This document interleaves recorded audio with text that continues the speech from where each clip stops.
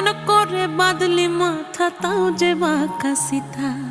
মেদিনীপুরে রায়না চিরন বাঁকুড়ার ওই ফিতা, আর যতন করে বাঁধলি মাথা তাও যে বাঁকা সিথা। পেছ পাড়ি